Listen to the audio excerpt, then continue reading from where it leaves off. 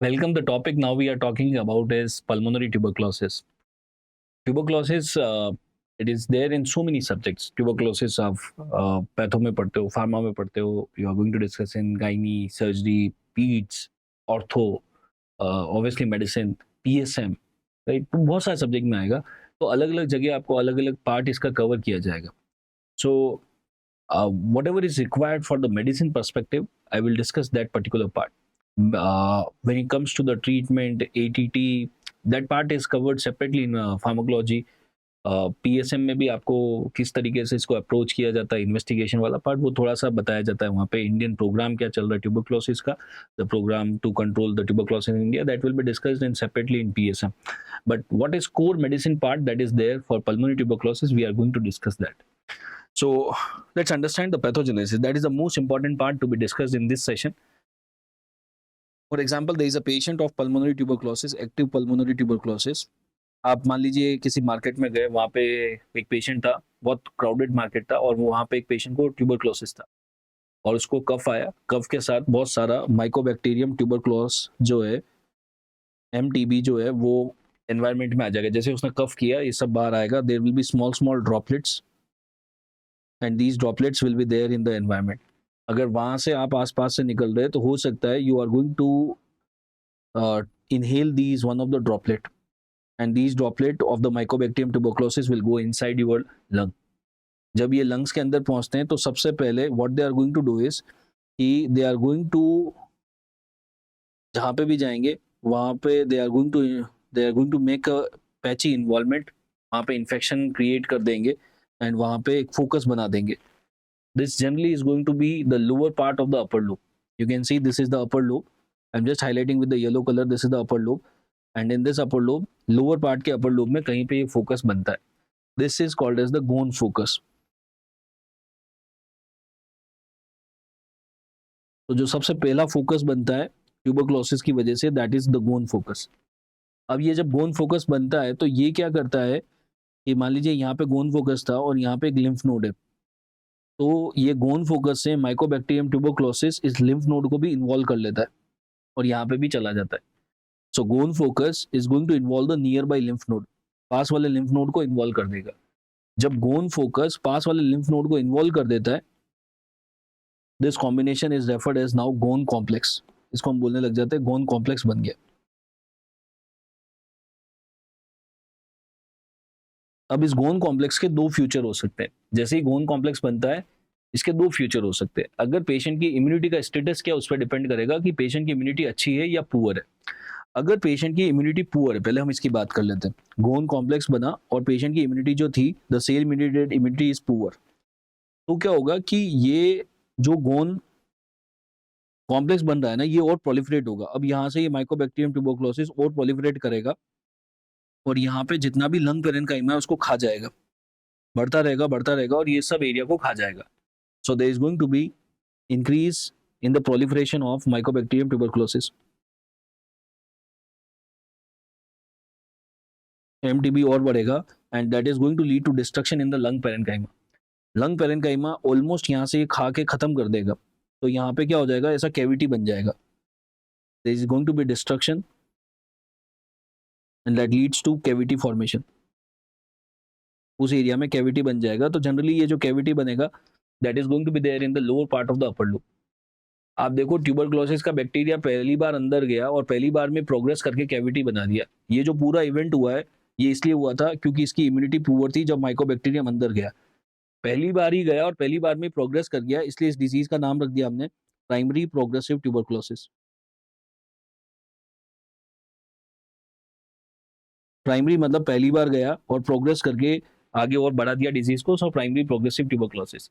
अब primary progressive tuberculosis में कुछ इस तरीके से कैविटी बनेगी और ये कैविटी जो होगी, ये लंग मार्जिन के एकदम पास में होगी.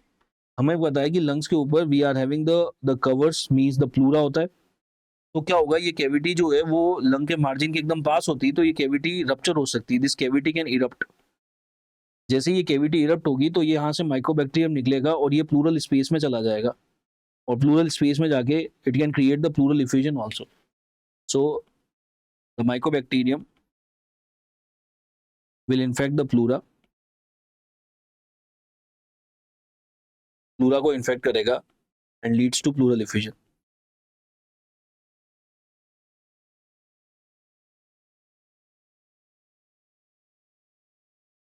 Right. So this is how the primary progressive tuberculosis occurs. What can the other alternative that can be there? अगर मान लीजिए किसी पेशेंट के अंदर गोन कॉम्प्लेक्स बनता, जो हम में से बहुत सौ के बना होगा, क्योंकि इंडिया में तो ट्यूबरक्लोसिस बहुत कॉमन है, हम भी पेशेंट के कांटेक्ट में आते हैं, तो माइकोबैक्टीरियम अंदर गया, लिम्फ नोड को इन्वॉल्व किया, लेकिन हमारी सेल मीडिएटेड इम्यूनिटी जो है दैट इज गुड. अगर सेल मीडिएटेड इम्यूनिटी अच्छी है तो फिर प्राइमरी प्रोग्रेसिव ट्यूबरक्लोसिस नहीं होगा, क्योंकि क्या होगा कि ये जो गोन कॉम्प्लेक्स बना था, जिसके अंदर गोन फोकस था और एक लिम्फ नोड भी इन्वॉल्व हो गया था, इसके चारों तरफ the immunity is going to make a calcified rim. इसके चारों तरफ एक कैल्सिफाइड रिम बन जाएगा, मैक्रोफेज आके इकट्ठे हो जाएंगे और मैक्रोफेज इस पूरे फोकस को चारों तरफ से कवर कर देंगे. जब ये पूरा फोकस चारों तरफ से कवर हो जाता है, इसको हम बोलते हैं रेनके कॉम्प्लेक्स.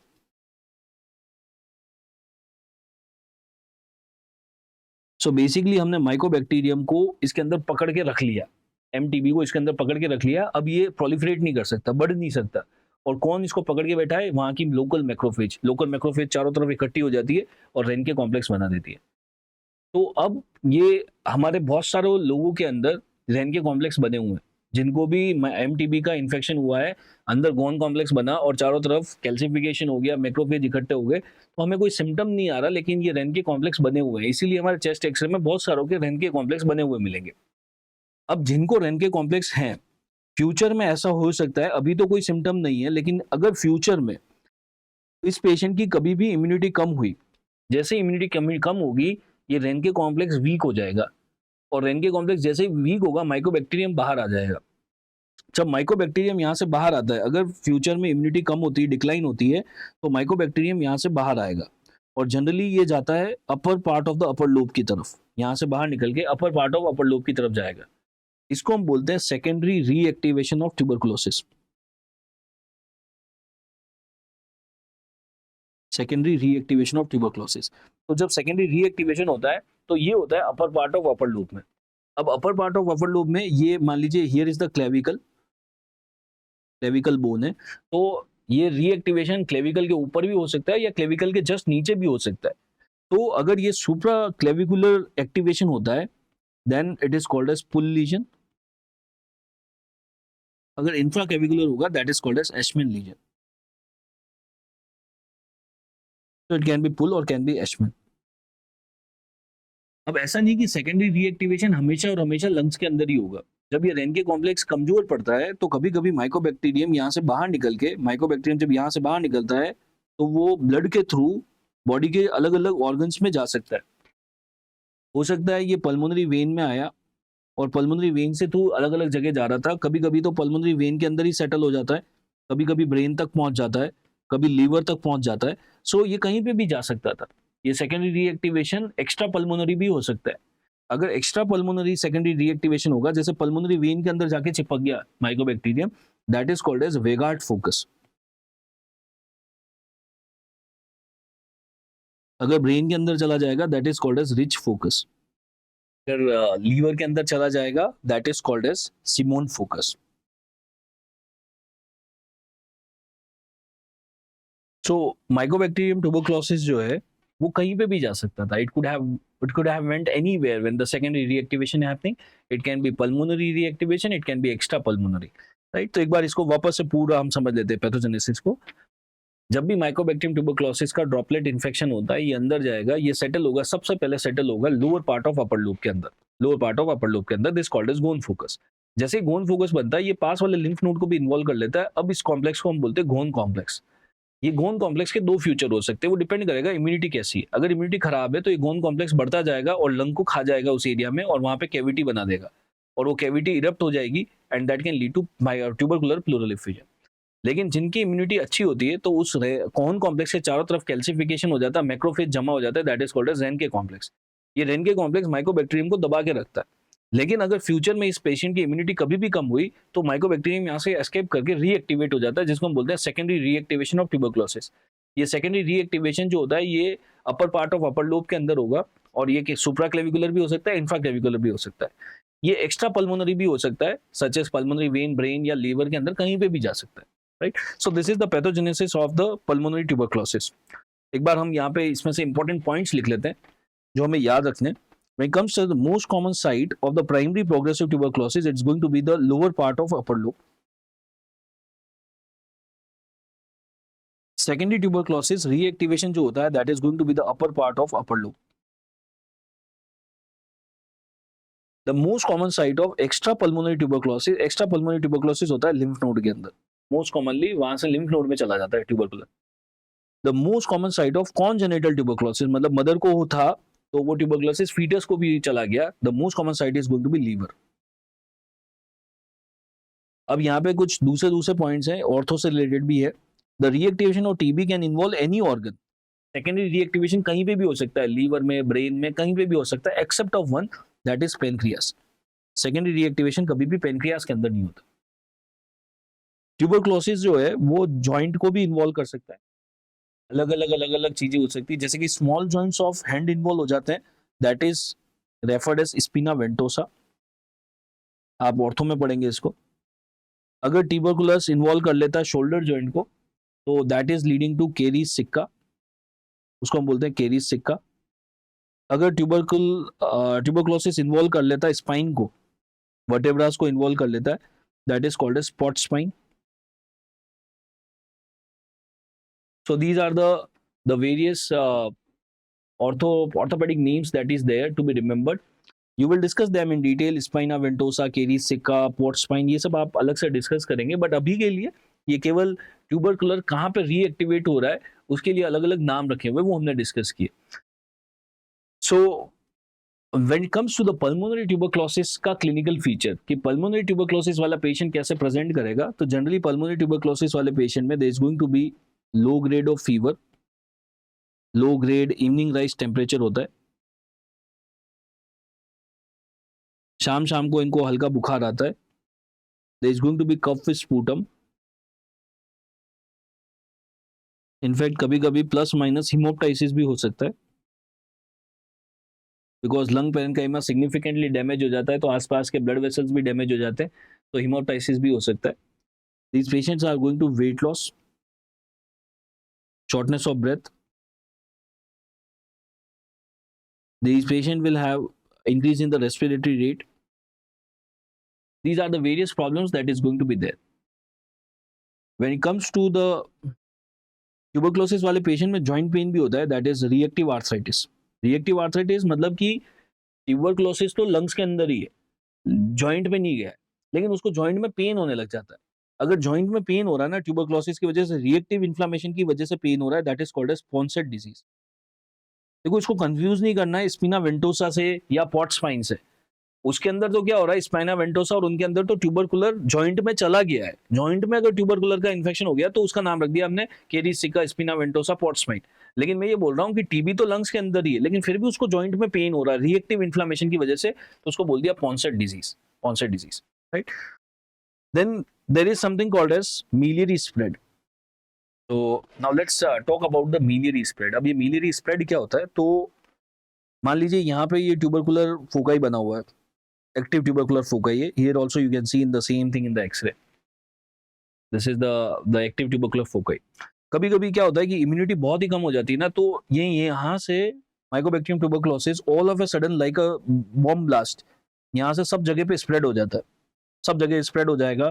पूरे लंग पेरेन्काइमा के अंदर माइकोबैक्टीरियम ट्यूबरकुलोसिस के फोकाई बन जाएंगे। इनफैक्ट ये ब्लड से होता हुआ, लिम्फ से होता हुआ पास वाले लंग्स के अंदर भी चला जाएगा, और कुछ इस तरीके से पूरे के पूरे दोनों लंग्स के अंदर you will have multiple foci of the tuberculosis.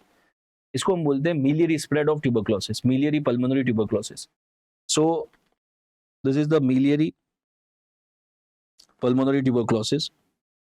तो क्वेश्चन ये आता है कि जब मिलियरी स्प्रेड होता है, व्हाट इज द रूट, इसके थ्रू स्प्रेड होता है ये ट्यूबरकुलोसिस, माइकोबैक्टीरियम ट्यूबरकुलोसिस सब जगह कैसे गया? इज इट हेमेटोजीनस, लिम्फेटोजीनस, और is it direct spread? It is all the three.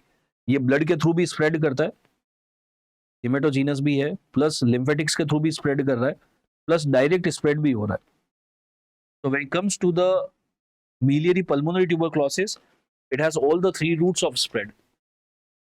But there is one more thing that can happen is कि जब ये यहाँ से spread करता है, यहाँ से जब spread करता है तो कभी कभी what is going to happen is it is going to spread via blood only. Haematogenous route से स्प्रेड करके ये दूसरे दूसरे ऑर्गन्स में जाके कुछ इस तरीके से मिलियरी शेडोज बना देता है.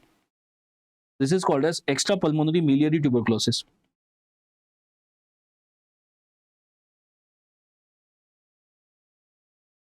तो वी कैन हैव पल्मोनरी और extra pulmonary miliary tuberculosis.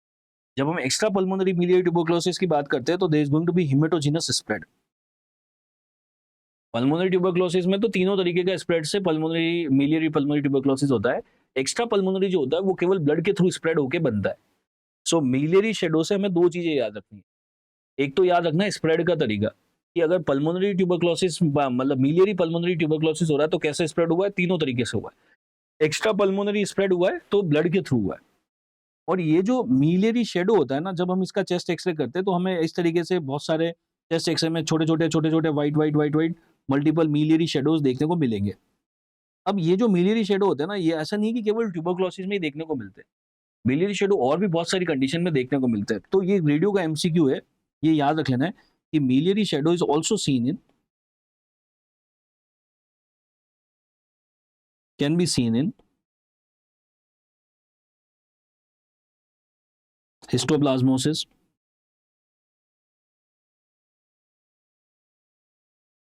coccidiomycosis, blastomycosis, sarcoidosis,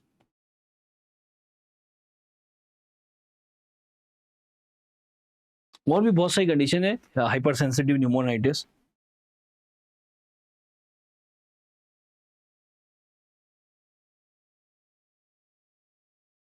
जिनके अंदर ये देखने को मिल सकता है. Right. So this is the miliary spread.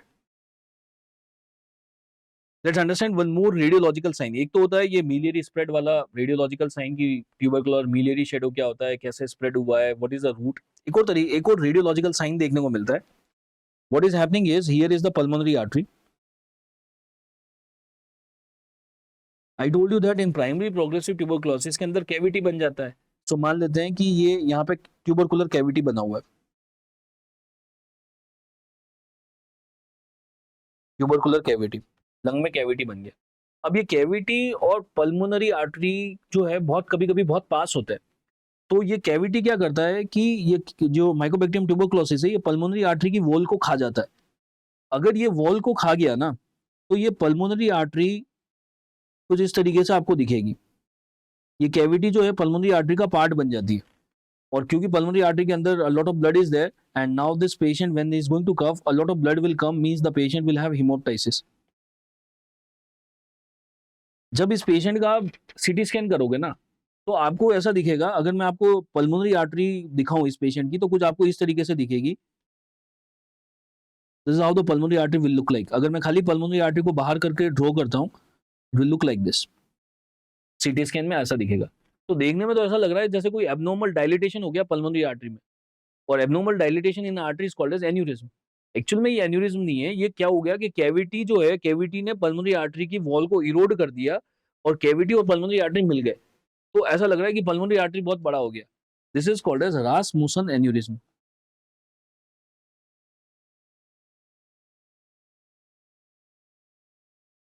रासमुसन aneurysm वाला जो पेशेंट होगा is going to present as haemoptysis. Significant haemoptysis के साथ प्रेजेंट करेगा. Basically pulmonary artery and cavity दोनों मर्ज हो गए. What are the findings that you are going to see in objective examination? Objective examination में आपको there is one very peculiar finding that you will see if there is a cavity. If there is pulmonary cavity, तो एक बहुत ही peculiar sound सुनाई देता. देखिए कैसे. मान लीजिए यहाँ पे एक पेशेंट को लंग के अंदर ये कैविटी बनी हुई है. हमने क्या किया कि हमारा स्टेथ इस कैविटी के ऊपर रखा है. फॉर एग्जाम्पल आपने स्टेथ के यहाँ पे रखा. पेशेंट का जो फेस है वो दूसरी साइड में टर्न कर दिया. आप यहाँ पे बैठे हुए, इस साइड बैठे हुए, तो पेशेंट अपोजिट साइड में मूव कर दिया. आपने यहाँ पे आपका स्टेथ रखा हुआ है. आपने पेशेंट को बोला कि जोर से कफ करो. उसने मुंह इधर किया और जोर से कफ किया. जैसे ही वो जोर से कफ करेगा ना तो इस कैविटी के अंदर जो भी एयर है वो सब बाहर निकल जाएगी. When he is going to cough. आपने स्टेथ यहीं रखा हुआ है. अब जैसे ही क्योंकि सारी एयर बाहर चली गई इस कैविटी से, सारी एयर बाहर चली गई तो यहाँ पे तो वैक्यूम क्रिएट हो गया, नेगेटिव लिख रहा हूं मतलब कि वैक्यूम बन गया। ये वैक्यूम क्या करेगा, ये वापस से एयर को सक करेगा। आपने तो यहीं पे आपका स्टेथ रखा हुआ है। अब क्या होगा, जैसे ही एयर सक होगी, this air is going to come in this cavity very rapidly, तो आपको वो सकिंग साउंड सुनाई देगा। आपने स्टेथ यहीं रखा हुआ है, पेशेंट का फेस टर्न किया, पेशेंट ने खांसा सारी हवा बाहर गई, नेगेटिव प्रेशर क्रिएट हुआ, उसने हवा को खींचा, आपको स्टेथ में सुनाई देगा। जैसे पेशेंट खांसेगा उसके बाद आपको ये साउंड सुनाई देगी। इसको हम बोलते हैं post tussive suction.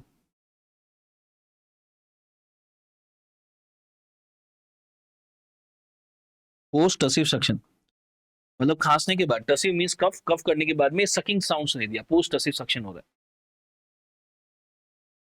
When it comes to breathing sound, if there is cavity, अगर कैविटी है तो मैंने आपको न्यूमोनिया में बताया था, we are going to have cavernous sound, also called as the amphoric sound. Cavernous sound or the amphoric sound will be heard. What are the various investigation that we'll do in the pulmonary tuberculosis patient? The one of the important investigation is sputum. Sputum के अंदर we can do the AFB. AFB positive भी आ सकता है, negative भी आ सकता है। AFB negative आ रहा है डजंट मीन कि ट्यूबरक्लोसिस नहीं है। AFB कैसे करते हैं, एसिड फास्ट, माइकोबैक्टीरियम एक एसिड फास्ट बेसिलाई है, तो हम क्या करते हैं, स्पूटम लेते हैं और उसमें ZN स्टेन डालते हैं और उससे हमें पता लग जाता है AFB है या नहीं है। तो अगर माइकोबैक्टीरियम बहुत सब्सटेंशियल नंबर में होगा तो AFB पॉजिटिव आएगा, लेकिन ऐसा जरूरी नहीं कि हर बार पॉजिटिव ही आएगा। ट्यूबरक्लोसिस है लेकिन अगर माइकोबैक्टीरियम बहुत ही कम है तो AFB नेगेटिव भी आ सकता है। तो फिर और क्या कर सकते हैं, we can go for CB NAAT, that is cartridge based nucleic acid amplification test.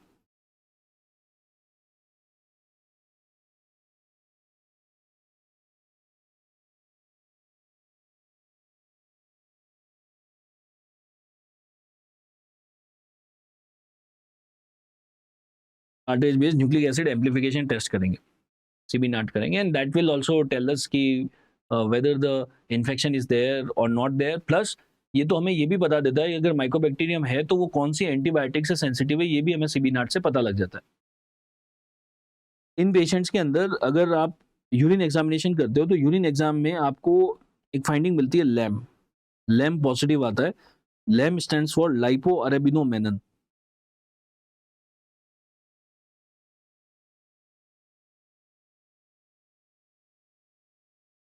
Lipo अरेबिनोमेनन जो होगा पॉजिटिव आएगा।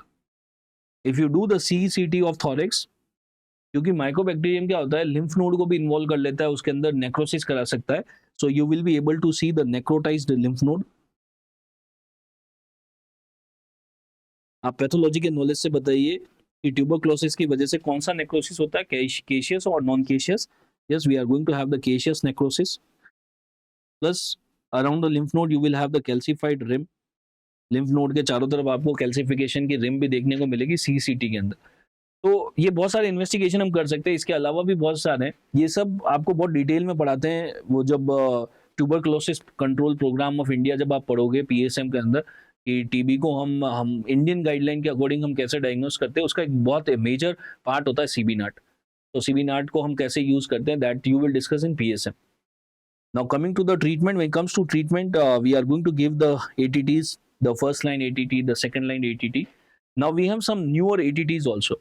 कौन से फर्स्ट लाइन ATT है, कौन से सेकंड लाइन है, कौन सा उनका मैकेनिज्म है, ये again it's not a part, you will discuss that in pharmacology in detail. अभी के लिए the newer ATT which are there such as bedaquiline, delamanid, these are the newer ATTs which are there. Bedaquiline का जो mechanism of action है आप बताइए, what is the mechanism of action for bedaquiline? It is ATP synthase inhibitor. Delamanid का mechanism of action है, it is mycolic acid synthase inhibitor.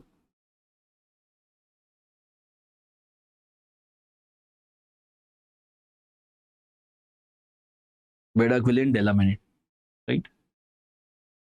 Then ये थोड़ा सा मिसप्रिंट हो गया, इसको यहाँ से हटा देंगे। Basically they were trying to explain here the definition of XDR-TB, MDR-TB, जो कि अभी चेंज हो गया है थोड़ा सा, इसलिए मैंने इसको यहाँ से हटा दिया। multi drug resistance and the extreme drug resistance, extensive drug resistance, that is different now. So अभी के लिए ATT we need to give, ATT देंगे. ATT में फर्स्ट लाइन क्या है, सेकंड लाइन क्या है, कब कौन सा देना है, that again is a part of VSM Pharma, will not go into detail of that, but दो MCQ आते हैं important pharma से basically, what are the newer ATTs and what is the mechanism of them. एक special situation है, मैंने आपको बताया था कि HIV वाले पेशेंट में ट्यूबरक्लोसिस इज वेरी कॉमन. तो हमारे यहाँ पे तो गाइडलाइन है इंडिया में कि जैसे ही आप किसी पेशेंट में HIV डिटेक्ट करते हो ना, उसका TB का टेस्ट भी कर ही लेना है, बाय डिफॉल्ट कर ही लेना है. तो मान लो आपके पास एक पेशेंट आया, उसका एक्सीडेंटली HIV पॉजिटिव आ रहा था, आपने TB का टेस्ट किया, वो भी पॉजिटिव आ गया. हमें पता है कि यार HIV के ट्रीटमेंट में तो हम देते हैं ART, anti retroviral therapy, and TB के ट्रीटमेंट में हम देते हैं एंटी ट्यूबरकुलर ट्रीटमेंट ATT. तो जब दोनों साथ में हो जाता है ना, तो पहले क्या देना है, दोनों एक साथ नहीं देना है. सबसे पहले फर्स्ट गिव ATT, पहले उसको TB का ध्यान रखना है, पहले TB को ठीक करो. शुरू के 2 हफ्ते से लेके 2 weeks to 2 month you will just give ATT. First 2 weeks to 2 month you will just give ATT, then you will add ART, then add ART. अगर आपने ऐसा नहीं किया, दोनों एक साथ दे दिए, अगर आपने दोनों एक साथ दे दिए, तो फिर क्या होता है कि ट्यूबरक्लोसिस एकदम फ्लेयर हो जाता है. If you give ART first और if you give both together, TB एकदम से फ्लेयर कर जाता है, एकदम बढ़ जाता है. तो हम उसको बढ़ने नहीं देना चाहते, फ्लेयर नहीं होना देना चाहते, इसलिए हम ऐसा करते हैं. So this is how it is to be given to avoid the flare of tuberculosis. To avoid the flare of tuberculosis, the flare of tuberculosis is called as IRIS. इसको हम बोलते हैं IRIS, immune reconstitution inflammatory syndrome. Immune reconstitution inflammatory syndrome. So जब भी अगर वो बोलते हैं कि HIV TB साथ में, तो पहले क्या देना है, पहले TB का ध्यान रखो. HIV तो वैसे ही ठीक नहीं होना, तो HIV का बाद में देखते रहेंगे, पहले TB को पकड़ लो. अगर क्योंकि HIV को पहले ठीक करने का ना, TB फ्लेयर कर जाएगा और उससे उसकी डेथ हो जाएगी. IRIS हो जाएगा, एकदम से फ्लेयर हो जाता है TB का, that is called as IRIS. Sometimes TB का स्प्रेड हो जाता है एब्डोमन में. अगर TB एब्डोमन में चला गया तो पेशेंट को एसाइटिस हो जाएगा. तो मान लीजिए एक पेशेंट आया, उसको एसाइटिस हो रखा है. अब हमें ये पता करना है कि इसको एसाइटिस किस कारण से, TB की वजह से, कैंसर की वजह से, या किस वजह से, हमें नहीं पता. एसाइटिस था पेशेंट को. अगर एसाइटिस है ना, तो हमें अगर ईटियोलॉजी पता करना है, तो एक तरीका ये है, you take a sample of ascitic fluid, ascitic fluid का सैंपल लो. You take a sample of the blood, blood का एक सैंपल ले लो, एक एसाइटिक फ्लूइड का ले लो, एक ब्लड का ले लो, और दोनों सैंपल लैब में भेजो और लैब वाले को बोलो कि हमें इस ब्लड में कितना प्रोटीन है ये बता दो, और एसाइटिक फ्लूइड में कितना प्रोटीन है ये बता दो, और ये भी बता दो कि एल्बुमिन कितना है. प्रोटीन मीन्स कि एल्बुमिन कितना है पर्टिकुलरली. तो शाम को रिपोर्ट आ जाएगी कि पेशेंट के ब्लड में इतना तो सीरम प्रोटीन है और इतना एसाइटिक फ्लूइड में प्रोटीन है. जो भी रिपोर्ट आई, what you are going to do is, serum albumin में जो प्रोटीन बताया, सीरम एल्बुमिन जितना उन्होंने बताया कि ब्लड में इतना एल्बुमिन है और एसाइटिक फ्लूइड में इतना एल्बुमिन है, दोनों को माइनस कर लो. अगर ये डिफरेंस जो है लेस देन 1.1 आ रहा है या मोर देन 1.1 आ रहा है, ये हमें देखना है. अगर सीरम एल्बुमिन और एसाइटिक एल्बुमिन बहुत ही बराबर है, दोनों में डिफरेंस बहुत ही कम है, लेस देन 1.1 का डिफरेंस है, then most likely etiology is tuberculosis. It can be other infections, it can be cancer, it can be nephrotic syndrome. These are the various conditions where the difference between the serum albumin and acidic albumin is less than 1.1. अगर difference more than 1.1 आ रहा है, तो फिर आपको देखना है, check absolute value of ascitic albumin, कि lab ने एसिटिक एल्बुमिन की वैल्यू कितनी दी है, कि उस पेशेंट के एसिटिक एल्बुमिन कितना है, एसिटिक फ्लूइड में एल्बुमिन कितना था. Is it less than 2, is it more than 2.5 और लेस देन 2.5. एसिटिक एल्बुमिन जो है वो 2.5 से कम दिया है या ज्यादा दिया है. अगर वो बोल रहे हैं कि एसिटिक एल्बुमिन की एब्सोल्यूट वैल्यू मोर देन 2.5 है, then it is going towards heart failure. It can be early Budd Chiari syndrome.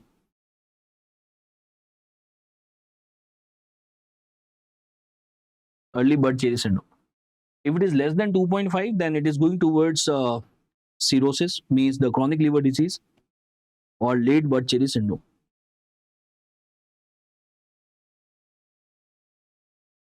Late bud cherry syndrome. ये जो पूरा फ्लो चार्ट है ना, इसको हम बोलते हैं serum, this called as SAAG ratio, serum ascitic albumin gradient. The full form is written here, SAAG ratio. SAAG ratio basically हम इसलिए यूज करते हैं, हमें ये पता करना होता है कि अगर किसी पेशेंट को एसाइटिस है, तो डिफरेंशिएट करने की कि मोस्ट लाइकली ईटियोलॉजी क्या होगी. तो हम क्या करते हैं, 2 सैंपल निकालते हैं, और दोनों सैंपल लैब में भेजते हैं और पेशेंट को मतलब कि लैब को ये बोलते हैं कि हमें ये पता करके बताओ कि इन दोनों में कितना प्रोटीन है, मतलब एल्बुमिन है। फिर हम दोनों का डिफरेंस देखते हैं कि लेस देन 1.1 है कि डिफरेंस मोर देन 1.1 है। अगर लेस देन 1.1 है तो ये इटियोलॉजी प्रोबेबली हो सकती है।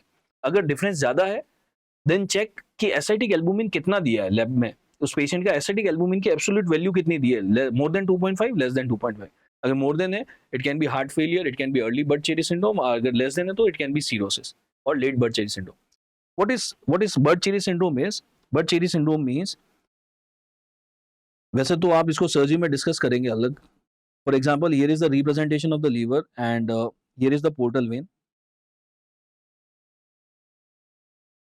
then here is the hepatic vein which is draining in the inferior vena cava.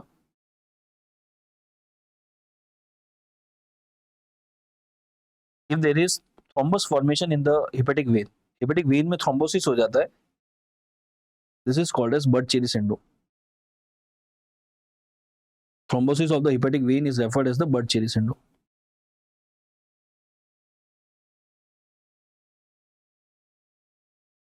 Hepatic when में तो थ्रोम्बस बन गया, ब्लड क्लॉट बन गया, दैट इज बर्ड-चेरी सिंड्रोम। सो ये साग रेशो वाली जो टेबल है ना, इसको तो याद करना ही पड़ेगा, इसका कोई अल्टरनेटिव नहीं है, ये रटना ही पड़ेगा आपको। Then there are various side effects are there of ATT, just I am writing the important ones, जैसे rifampicin, it can lead to orange urine,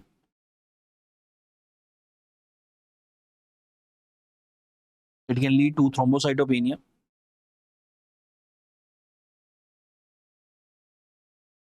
Isoniazid can lead to peripheral neuropathy.